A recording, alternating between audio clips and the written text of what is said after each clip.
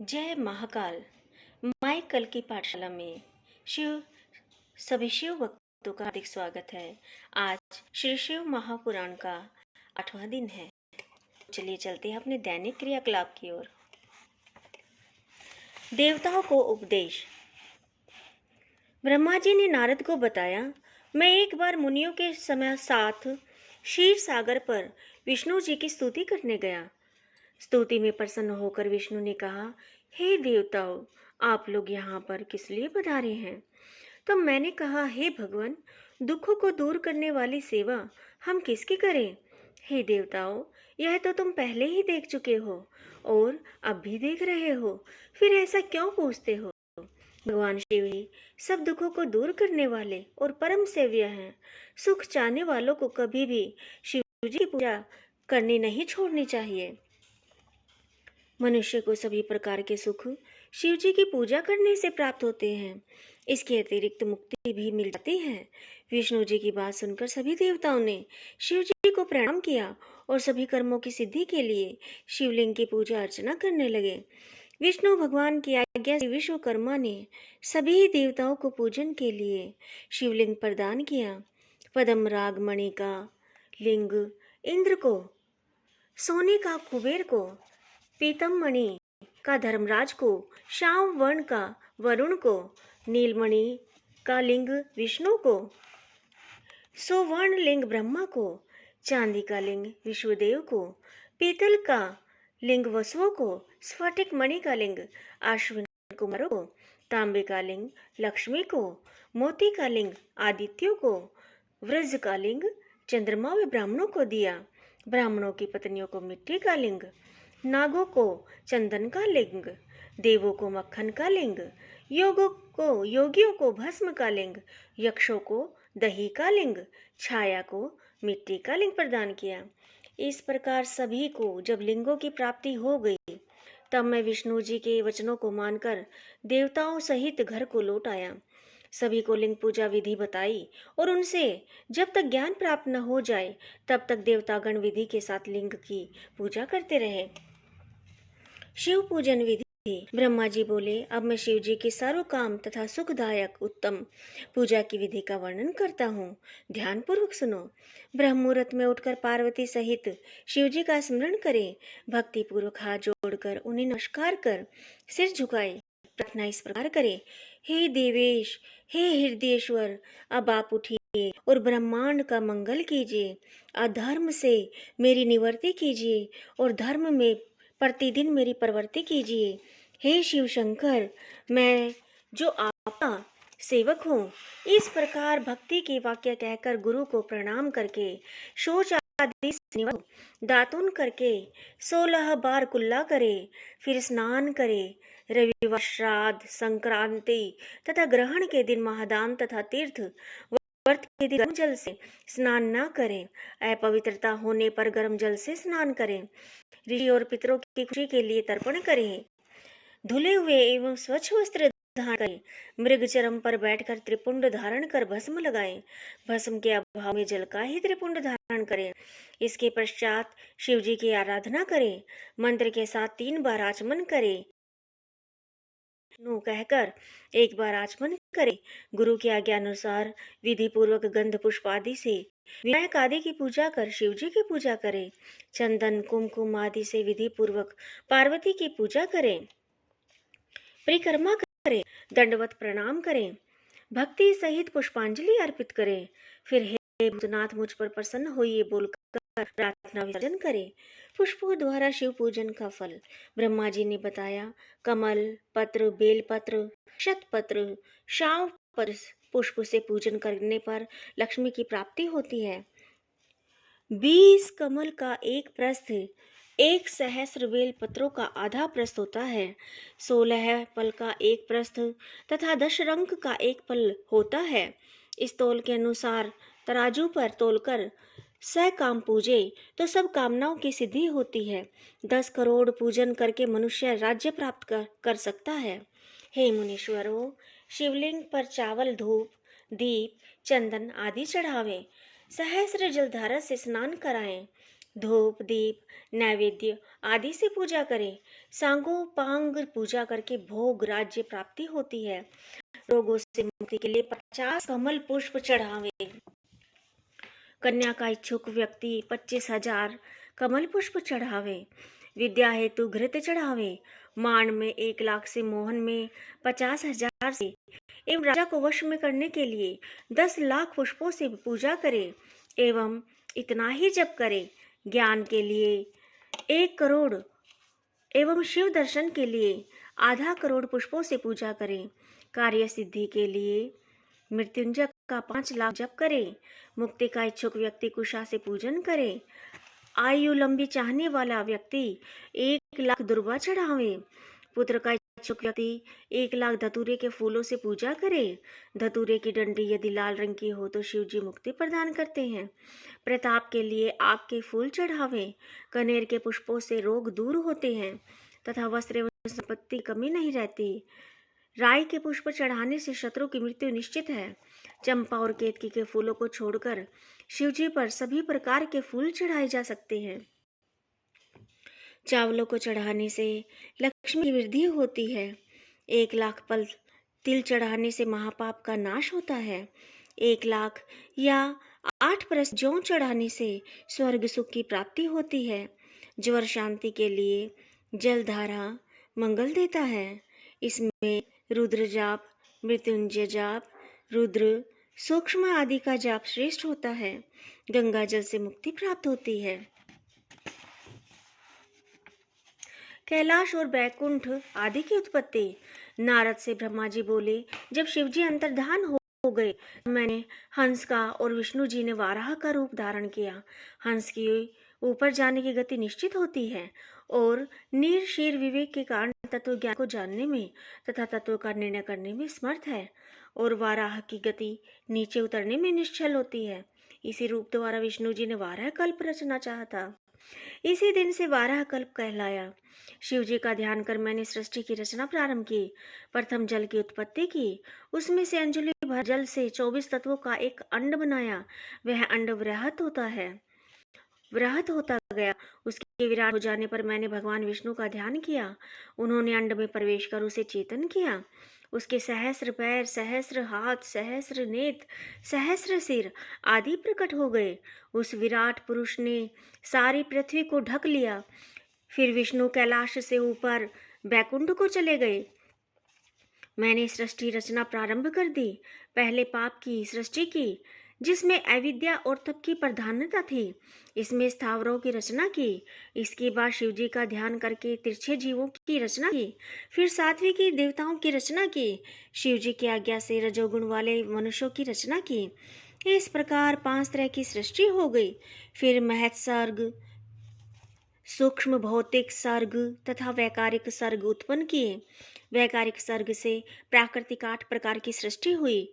जब इसमें विकृति हुई तो नवा कुमार सर्ग ने उत्पन्न किया। फिर उपयोगी द्विगात्मक सर्ग उत्पन्न किया, जिसमें सनकादिकों का महान कौमार सर्ग उत्पन्न किया। ये मेरे मानस पुत्र कहलाए। जब मैंने इनसे सृष्टि रचने को कहा तो मेरे नेत्रों से अश्रु टपकने लगे। विष्णु जी के कहने पर मैंने शिव जी का तप किया। इसमें मेरी भौहों को और नासिका के मध्य से विभूति तथा अर्धनारीश्वर शिव प्रकट हुए। उन्हें देखकर मैं प्रसन्न हो गया। मैं उनसे बोला, हे देव, आप जन्म और मरण वाली प्रजा की सृष्टि कीजिए। परंतु शिव जी ने यह कार्य स्वयं न करके मुझे ही सौंप दिया। मुझे माया रहित रहने पर वरदान देकर अंतर ध्यान हो गए। सृष्टि की उत्पत्ति। ब्रह्मा जी बोले, हे नारद, इसके बाद शब्द आदि पंचभूतों द्वारा पंचीकरण करके उनसे आकाश, वायु, जल, अग्नि, पृथ्वी, पर्वत, समुद्र, वृक्ष आदि और काल कर्म से युग पर्यंत सभी कालों की रचना की तथा सृष्टि के अन्य बहुत से पदार्थों की मैंने रचना की। परंतु इससे मुझे संतुष्टि नहीं मिली। मैंने पार्वती सहित शिव जी का ध्यान कर अन्य सृष्टि के पदार्थों की रचना की।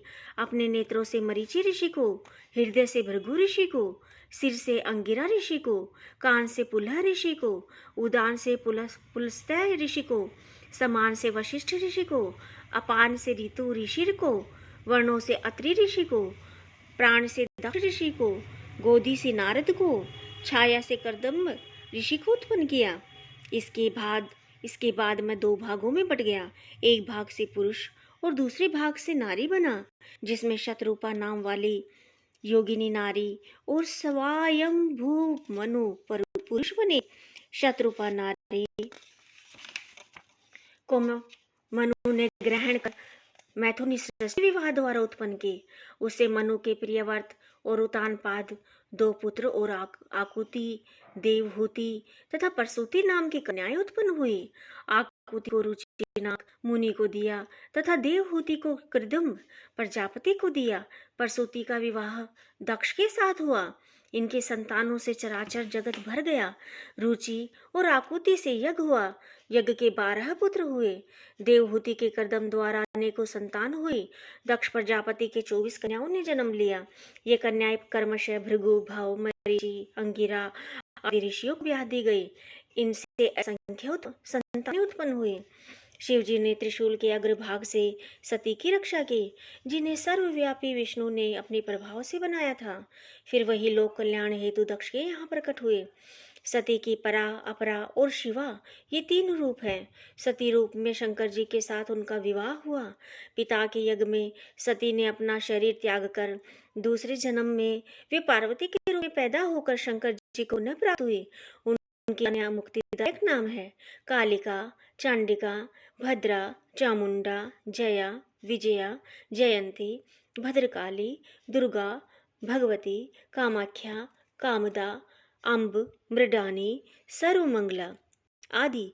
इस प्रकार हे मुनि, मैंने तुम्हें सृष्टि की रचना का वर्णन किया जो शिव जी की आज्ञा से मैंने रची है। पापी गुण निधि की कथा। ब्रह्मा जी ने नारद से कहा कि जिस प्रकार शिव जी कैलाश पर गए तथा कुबेर से जिस प्रकार मित्रता हुई वह प्रसंग सुनो। काम्पी नगर में यज्ञदत्त नाम का एक ब्राह्मण रहता था। वह विद्या में बहुत पारंगत था। उसका एक पुत्र था जिसका नाम गुणनिधि था। 8 वर्ष की आयु में उसे यज्ञोपवीत संस्कार कर दिया गया। वह अनेक विद्याओं का ज्ञाता भी बन गया, परंतु उसमें कुछ दुर्गुण भी आ गए थे, जैसे जुआ खेलना, गाने बजाने वाले महफिलों में जाना आदि। माँ के कहने पर भी वह अपने पिता के पास नहीं जाता था।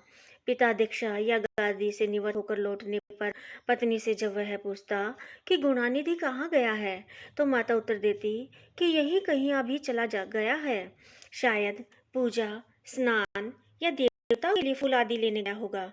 माता अपने अकेले पुत्र गुणनिधि को प्रतिदिन समझाती, परंतु वह नहीं सुधरा। एक दिन वह अपने पिता की अंगूठी को चुरा कर ले गया। पिता ने अंगूठी को एक जुआरी के हाथ में देखा तो उससे पूछने पर ज्ञात हुआ कि यह तो गुण जुए में हार गया है।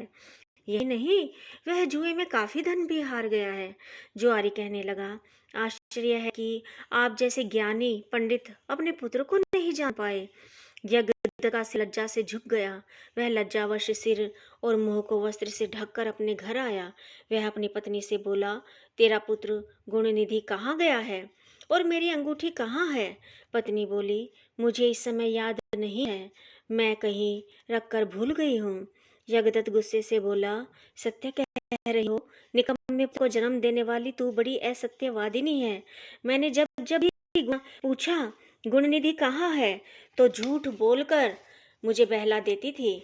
अन्य वस्तुएं भी घर से गायब थी। पुत्र को बिगाड़ने में माता का दोष देखकर उसने जल लेकर दोनों को तिलांजलि दे दी तथा किसी दूसरी ब्राह्मण कन्या से विवाह कर लिया। जब यह समाचार ब्राह्मण पुत्र गुणनिधि को मिला तो वह गृह त्याग कर वन में चला गया। कभी माता की ममता तथा पिता की धर्मज्ञता का स्मरण करके वह अपनी मूर्खता पर पश्चाताप करने लगा। इस प्रकार चिंता से व्याकुल हो सायंकाल को एक शिव मंदिर के पास जाकर बैठ गया। वह भूख प्यास से व्याकुल हो रहा था। उसी समय कोई व्यक्ति सहपरिवार शिव जी का पूजन करने आया। उसने पूजा करने के बाद घर लाए पकवान आदि शिवलिंग पर चढ़ाए और वही सब सो गए। तब रात्रि में भूख से व्याकुल यज्ञदत्त के पुत्र गुणनिधि ने छिपकर मंदिर में प्रवेश किया। शिवलिंग पर चढ़ाया गया प्रसाद कर संपत हो गया, परंतु उसी समय उसके पैरों की आवाज से सभी लोग जाग गए और उसे भागते हुए रक्षकों ने पकड़ लिया और उसकी इतनी पिटाई की कि वह मर गया। उसे यमदूत आकर ले जाने वाले थे कि उसी समय शिवजी के पार्षद भी उसे लेने आ पहुंचे। वे यम के दूतों से बोले, हे यमदूतों, इसे छोड़ दो। इसने जहाँ पाप किया है वही कुछ काम धर्म संबंधी भी किए हैं। जैसे शिवलिंग पर गिरती हुई दीपक की छाया का इसने निवारण किया, और रात्रि में इसने अपना वस्त्र फाड़कर दीपक में बत्ती भी डाली है। उसी प्रसंग में इसने शिव गुणों का श्रवण भी किया है। व्रत रखकर इसने शिव जी की पूजा व दर्शन भी किया है। स्थिर चित्त से द्वार पर बैठा रहा। इस कारण अब यह हमारे साथ शिवलोक में जाएगा। वह वहाँ कुछ समय रहकर पुनः कलिंग देश का राजा बनेगा। शिवगणों की बात सुनकर यम के दूत अपने लोक को चले गए। जब यह समाचार उन्होंने यमराज को सुनाया तो वे बड़े प्रसन्न हुए। वह शिवलोक में कुछ समय रहकर अरिंदम नाम के कलिंग देश का राजा हुआ। शिव जी की थोड़ी सी सेवा बहुत फलदायक होती है। गुण निधि को कुबेर पद प्राप्ति। ब्रह्मा जी ने नारद को बताया, जब मेरा प्रथम कल्प पूरा हुआ तब उसमें मेरे मानस पुत्र पुलस्त्य से विश्रवा का जन्म हुआ। विश्रवा के वैश्रवण पुत्र हुआ। उसने अलकापुरी का शासन किया। उसने उग्र तप करके शिव जी की आराधना की। उस समय धान कल्प शुरू हो चुका था। वही श्रवण के तप से प्रसन्न होकर शंकर जी ने उससे वर मांगने के लिए कहा। शिव जी के तेज से वही श्रवण के नेत्र बंद हो गए थे। उसने वरदान मांगा कि मेरे नेत्रों में आपके चरण कमलों के दर्शन होवे। हे मुनियों, यह वही यज्ञदत्त का पुत्र गुणनिधि ही था जो शिव जी की सेवा करके अलकापुरी का राजा बना था। परंतु यहाँ शिव जी के साथ पार्वती को देखकर इसने क्रूर दृष्टि की। इससे उसका बाया नेत्र फूट गया। शिवजी ने पार्वती से कहा, यह तुम्हारा पुत्र है।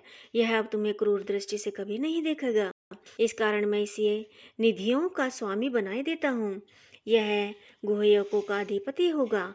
इतना कहकर भगवान शिव ने उसे गणपति का पद दिया और उसे पार्वती के चरणों में प्रणाम कराया। पार्वती ने प्रसन्न होकर उसे वरदान दिया कि हे पुत्र, तुम्हारे शिवजी में निर्मल भक्ति बनी रहे। इस प्रकार शिवजी ने उसे वैश्वेश्वर नामक स्थान में कुबेर बनाकर अलकापुरी का स्वामी बना दिया और स्वयं उसके पास में ही कैलाश को अपने रहने का स्थान बनाया। सदा शिव का कैलाश गमन। ब्रह्मा जी नारद से बोले, अब यह आख्यान सुनो कि जिस प्रकार कुबेर कैलाश पर तपस्या करने आया था तथा उसके तपोबल के कारण भगवान शिव वहां पहुंचे थे। कुबेर के तप से रुद्र वहां पहुंचे और जोर जोर से अपना डमरू बजाने लगे, जिसकी ध्वनि त्रिलोक में पहुंचने लगी। वहां पर ब्रह्मा, विष्णु एवं शिव अपने असंख्य गणों के साथ ब्रह्मा जी के अंश से उत्पन्न रुद्र के दर्शनों हेतु आए। कुबेर ने शिव जी का पूजन किया तथा उनका आलिंगन किया और अलकापुरी के नजदीक ही उनका निवास कराया। वहां पर शिव जी की आज्ञा से विश्वकर्मा ने अनेक भवन बनाए। शिव जी सिंहासन पर आरूढ़ हुए तथा ब्रह्मा, विष्णु और देवताओं ने उनकी स्तुति की। शिव जी ने सबकी मनोकामनाएं पूर्ण की। सभी प्रसन्नता पूर्वक अपने अपने निवास स्थान को प्रस्थान कर गए। जय महाकाल, जय गौरी शंकर।